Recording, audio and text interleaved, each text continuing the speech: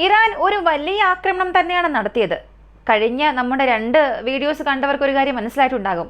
Iran ചെയ്തത് ഒരു വലിയ കാര്യം തന്നെയാണ്. ഒറ്റ രാജ്യമായി നിന്ന് ഇസ്രായേലിനെതിരെ ലേറ്റസ്റ്റ് ടെക്നോളജിക്കെതിരെ അവരുടെ പഴയ ടെക്നോളജി ഉപയോഗിച്ച് ഇത്ര വലിയൊരു നാശം തന്നെ നൽകി.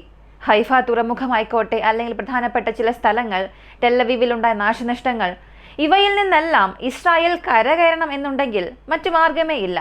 ഇറാനെ കൂടുതൽ ശക്തമായി വീണ്ടും ആക്രമിക്കേണ്ടതുണ്ട്. അങ്ങനെയാണെങ്കിൽ അവിടെയുള്ള ജനങ്ങളുടെ ജീവൻ നഷ്ടമാകും. ജനങ്ങൾക്ക് ഒരു മുന്നറിയിപ്പ് നൽകി ആക്രമിക്കണമെന്നുള്ളതാണ് ഇപ്പോൾ ഇസ്രായേലിന്റെ ഒരു ചിന്ത. ലബനനിൽ, ബെയ്റൂട്ടിൽ പല സ്ഥലങ്ങളിൽ അതൊക്കെയാണ് ചെയ്തത്. ഗാസയിൽ അവിടെയുള്ള ജനങ്ങളെ അവിടെ നിന്നും മാറാനായി ആവശ്യപ്പെടും. അതുപോലെ സ്ഥലം മാറിയവരെ വീണ്ടും മറ്റു സ്ഥലങ്ങളിലേക്ക് പോകാൻ ആവശ്യപ്പെടും. പെട്ടെന്ന് നോക്കിയാൽ ആ സ്ഥലം പൂർണ്ണമായും അവർ നശിപ്പിക്കും. അതുപോലൊരു മുന്നറിയിപ്പ് ഇപ്പോൾ ഇറാനിലും നൽകിയിട്ടുണ്ട് ഇസ്രായേൽ. അതുപോലെ തന്നെ ഇറാന്റെ പക്കൽ 20,000 മിസൈൽ ഉണ്ടാകില്ല എന്നൊക്കെ പലരും പറയുന്നുണ്ട്. അവർക്കുള്ള ഒരു മറുപടിയും ഈ വീഡിയോയിൽ ഉണ്ടാകും. എന്താണ് സംഭവിക്കുന്നതെന്ന് ഈ വീഡിയോയിലൂടെ വിശദമായി അറിയാം.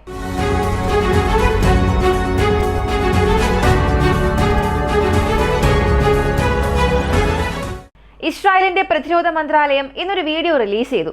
ആ വീഡിയോ വൈറലാവുകയും ചെയ്തു. പൊതുവെ ഇങ്ങനെയുള്ള വീഡിയോസ് പുറത്തുവിടുമ്പോൾ ഞങ്ങൾ എന്തിന് ഇറാനെ ആക്രമിച്ചു എന്നുള്ള ഒരു വിശദീകരണ വീഡിയോ ആയിരിക്കും. അല്ല എങ്കിൽ ഞങ്ങൾ എപ്പോൾ അടുത്ത ലക്ഷ്യത്തെ ആക്രമിക്കാൻ പോകുന്നു എന്നുള്ളതിന്റെ ഒരു വിശദീകരണ വീഡിയോ ആയിരിക്കും.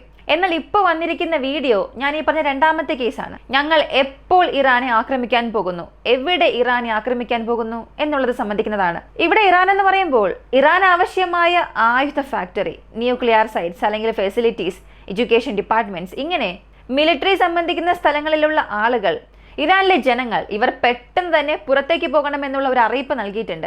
ഇതിനുശേഷം നിങ്ങളുടെ ജീവന് യാതൊരു ഗ്യാരണ്ടിയും ഇല്ല എന്നും ഇസ്രായേൽ അറിയിച്ചിട്ടുണ്ട്.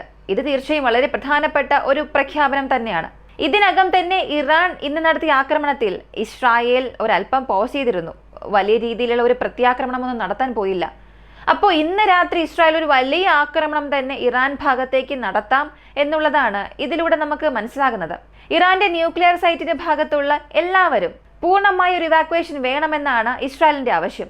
അപ്പോൾ nuclear facility, weapon manufacturing facilities, ഇങ്ങനെ ഇവയെല്ലാം ഇവരുടെ ടാർഗറ്റിംഗ് ലിസ്റ്റിൽ ഉണ്ടാകും എന്നുള്ളതാണ് ഇപ്പോൾ വന്നിരിക്കുന്ന വിവരങ്ങൾ. ഇതുകൂടാതെ ഷിറാസ് ഇലക്ട്രോണിക്സ് ഇൻഡസ്ട്രീസ് എന്ന വളരെ പ്രധാനപ്പെട്ട ഒരു ഫാക്ടറി ഇന്ന് ഇസ്രായേലിന്റെ ആക്രമണത്തിൽ നിലം പരിശാക്കിയിട്ടുണ്ട്.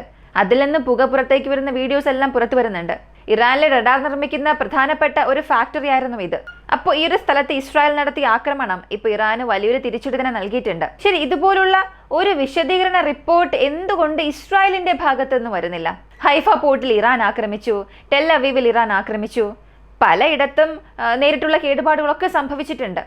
ഇത് നമ്മൾ തന്നെ ഏരിയൽ ഇമേജ്, സാറ്റലൈറ്റ് ഇമേജിലൂടെ എല്ലാം കണ്ടു. എങ്കിൽ പോലും ഇസ്രായേൽ എന്തുകൊണ്ട് ഇതൊന്നും പുറത്തു പറയുന്നില്ല? എനിക്ക് ഇത്രത്തോളം നഷ്ടം സംഭവിച്ചു, ഇവിടങ്ങളിലെല്ലാം കേടുപാടുകൾ സംഭവിച്ചു, എന്തുകൊണ്ട് ഇസ്രായേലിന്റെ ഭാഗത്ത് നിന്ന് ഒരു വിശദീകരണ വീഡിയോ വരുന്നില്ല? ഇതിന്റെ കാരണം നമുക്കറിയാം. ഇസ്രായേലിന്റെ ദുർബലതകൾ പുറം ലോകം അറിയില്ല. എന്നാൽ ഓയിൽ റിഫൈനറിയിൽ നിരവധി നാശനഷ്ടങ്ങൾ ഇപ്പോൾ ഇസ്രായേലിന് സംഭവിച്ചിട്ടുണ്ട്. ഹൈഫ തുറമുഖം ആക്രമിക്കപ്പെട്ടതും പ്രധാനപ്പെട്ട സ്ഥലങ്ങൾ ആക്രമണത്തിന് ഇരയായിട്ടുണ്ട് എന്നുള്ളതും നമുക്ക് ശരിക്കും മനസ്സിലാക്കാൻ തന്നെ സാധിക്കുന്നുണ്ട്. ഇസ്രായേൽ 20 സ്ഥലങ്ങളിൽ അടുത്ത് അവരുടെ ആക്രമണം നടത്താമെന്നാണ് പറയുന്നത്. ഇതിനകം 12 പ്രവിശ്യയിൽ അവരുടെ കഴിഞ്ഞ ആക്രമണം ഉണ്ടായിരുന്നു, ഇത് നമുക്കറിയാം. അതിൽ 141ഓളം പേർ കൊല്ലപ്പെട്ടുവെന്നാണ് ആദ്യം വന്ന വിവരം. പക്ഷെ ഇപ്പോൾ ആ കണക്ക് 200-ലധികമാകാമെന്നുള്ള സ്ഥിരീകരിക്കാത്ത വിവരങ്ങളും പുറത്തു വരുന്നുണ്ട്. ഇപ്പോൾ അടുത്ത് ഇസ്രായേൽ ആക്രമിക്കാൻ പോകുന്ന 20 ലൊക്കേഷൻസ് എന്നൊക്കെ പറയുമ്പോൾ densely populated northern and western part എന്നാണ് പറഞ്ഞിരിക്കുന്നത്.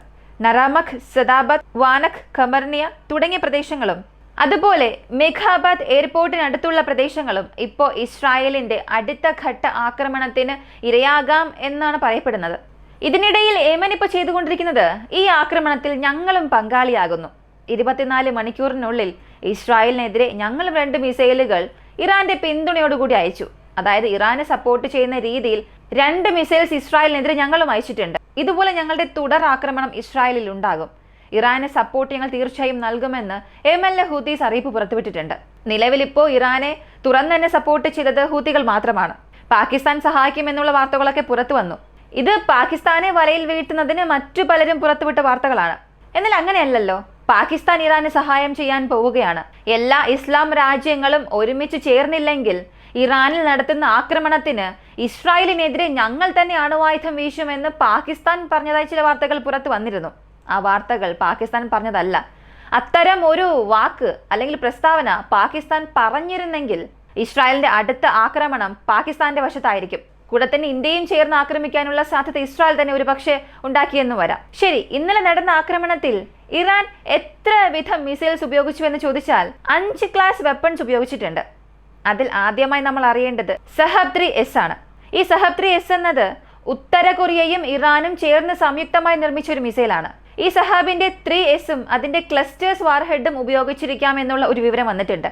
അതുപോലെ തന്നെ കേബർ ഷെഖാൻ 1 എന്ന പ്രിസൈസ് ഷോട്ടിന് വേണ്ടി ഉപയോഗിക്കുന്ന ഈ ഒരു മിസൈലും ഫട്ടാ 1 എമദ് ഖാദർ, ഇങ്ങനെ 5 മിസൈൽ ടൈപ്പ് ഇവർ ഇതിന് ഉപയോഗിച്ചിട്ടുണ്ടാകാം എന്നുള്ളതാണ് ലഭിച്ചിട്ടുള്ള വിവരം. ഇറാനെ സഹായിക്കാൻ ഉത്തര കൊറിയ ഉണ്ടായിരുന്ന ഒരു സമയം ഉണ്ടായിരുന്നു. ഇതിനു മുമ്പ് നമ്മൾ അറിയേണ്ട ഒരു കാര്യം, ഇസ്രായേലിന്റെ അവസ്ഥ, അവർക്ക് വളരെ മിസൈൽസ് കുറവാണെന്ന് ഞാൻ പറഞ്ഞിരുന്നല്ലോ. അത് പൂർത്തിയാക്കാനായി അമേരിക്ക ഇപ്പോൾ ചെയ്തത് അവരുടെ നിമിറ്റ്സ് കാരിയർ സ്ട്രൈക്ക് ഗ്രൂപ്പിനെ മിഡിൽ ഈസ്റ്റിലേക്ക് കൊണ്ടു നിർത്തിയിട്ടുണ്ട്. ഇതാണ് large number of SM-3 SM-6 ഇന്റർസെപ്റ്റാർ വഹിക്കുന്ന ഒരു കാരിയർ സ്ട്രൈക്ക് ഗ്രൂപ്പ്. ഈ ഒരു കാരിയർ സ്ട്രൈക്ക് കപ്പൽ എന്നത് സർഫസ് ടു എയർ മിസൈലും ഇതിൽ ഉൾപ്പെട്ടിട്ടുണ്ട്. അപ്പോൾ ഒരുപക്ഷെ ഇറാന്റെ മിസൈൽ ആക്രമണത്തെ ഈ നിമിറ്റ്സ് എന്ന കപ്പൽ ഉപയോഗിച്ച് അമേരിക്ക തടയും, അവർ ഇസ്രായേലിനെ പിന്തുണയ്ക്കുന്ന രീതിയിൽ.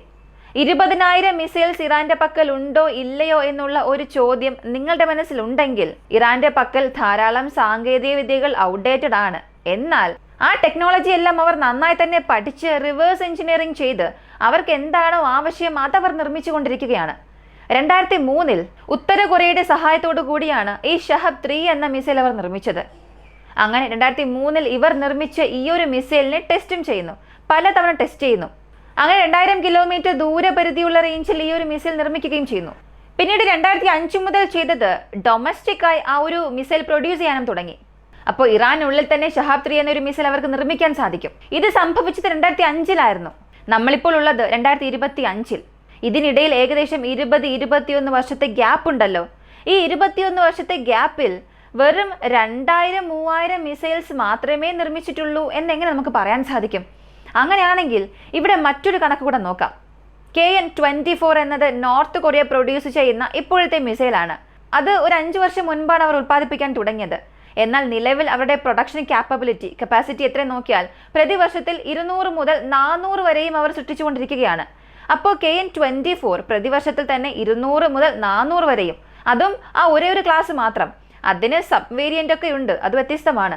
ഈ ഒരു ക്ലാസ്സിൽ മാത്രം 200 മുതൽ 400 വരെയും പ്രതിവർഷം നിർമ്മിക്കുന്നു എന്നൊക്കെ പറയുമ്പോൾ, ഇതുപോലെ 20 വർഷമായി ഒരു രാജ്യം ഡൊമസ്റ്റിക്കായി ഇതുപോലെ മിസൈൽസ് നിർമ്മിക്കുന്നു എന്നുണ്ടെങ്കിൽ പ്രതിവർഷത്തിൽ 400 വെച്ച് നിങ്ങൾ കണക്ക് കൂട്ടി നോക്കുക, എത്ര മിസൈൽ അവർ നിർമ്മിച്ചിട്ടുണ്ടാകും?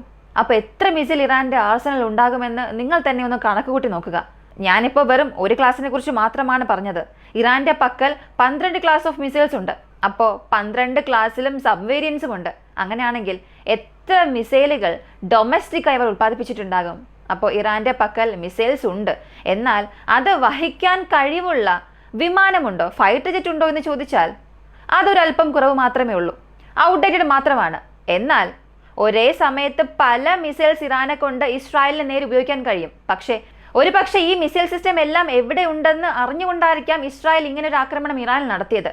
ഒരുപക്ഷെ ഇസ്രായേലിന്റെ ലക്ഷ്യം തന്നെ ഇതായിരിക്കും. അല്ലെങ്കിൽ ഇതുപോലെ മിസൈൽസ് ഒന്നും ഇനി നിർമ്മിക്കാൻ പാടില്ല എന്നതിനു വേണ്ടി അവരുടെ മിസൈൽ ഫാക്ടറികളെ നശിപ്പിക്കണം എന്നുള്ളതും ഇസ്രായേലിന്റെ ഒരു കാൽക്കുലേഷൻ ആയിരിക്കാം.